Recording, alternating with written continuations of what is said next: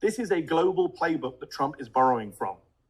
India, Turkey, Hungary. What have all these countries done? Orban, Erdogan, Modi. They've all taken over the media in their respective countries. And they didn't take over the media by sending tanks and armed men into newsrooms. They took over the media the exact same way that Trump is doing right now, through lawsuits, through economic harassment, through defaming and smearing journalists, through violently attacking journalists who are covering protests, through all of these methods, through hollowing out public media, NPR, PBS, defunding.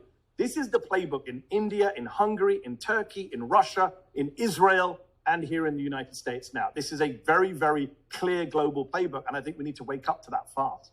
I think you're absolutely right, Mehdi. And I think part of it is what Trump understands, and you have to give, and I have to give credit to him, and I don't know if you've ever interviewed him or anything, Steve Bannon, who I think is in many ways, you know, they used to call Karl Rove the architect. I think he's the architect. He understood this melding of populist rhetoric with kind of the more authoritarian, anti-woke, Christian nationalist, melding those movements together strategically to gain the political advantage there was the way that they went. You know, people always thought, oh, Russia must have something on Trump. He doesn't have anything on Trump because they agree with each other on how to govern and what you would want to do. You want less gay, you want more Jesus, even if you don't believe in Jesus at all, which I don't think Trump is a religious person, but he understands it as a really wonderful force amplifier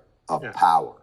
And it's almost as though those discussions, you know, you were just saying the Laffer curve and all that, all those discussions, I think, are out the window. It's no longer capitalism versus socialism or communism or any of those. It's do you agree with Daddy or not?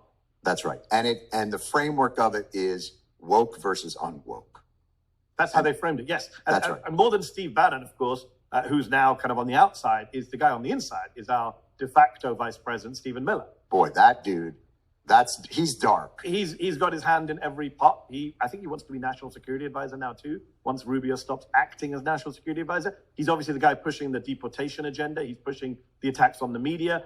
The irony of being Jewish and being part of a Christian nationalist white supremacist administration. Stephen Miller's been kind of cozying up to white supremacists for years. That is very much the agenda. And again, they didn't hide this stuff. They said it very plainly. Donald Trump said, I want to be a dictator for day one because the dictators are only ever for 24 hours. Do you remember in his first term, he did an interview with Steve Doocy on the White House lawn. And he said, I just came back from North Korea. And the way they stand up straight for Kim, why can't my people do that? You know what they say about Donald Trump, you know, he's a liar, but occasionally he tells the truth.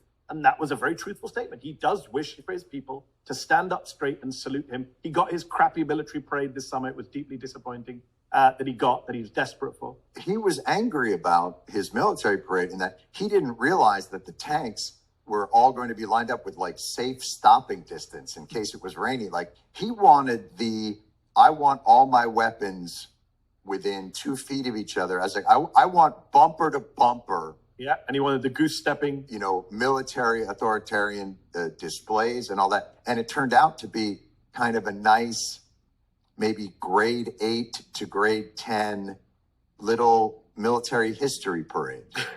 and you had soldiers dragging their feet and not goose stepping. Thankfully, some of them showing their own acts of resistance. They were waving. Yes. When was the last time you saw a North Korea parade where the guys would pop out of the tanks and be like, hey, everybody? I mean, it looked like Disney. So the good news is we're not there yet. The bad news is, as the Jubilee debate showed, there's an aspiration to be there very soon.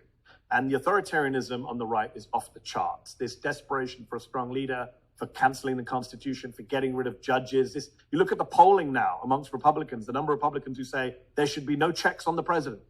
Congress should not be able to block the president. The judiciary should not be able to block the president.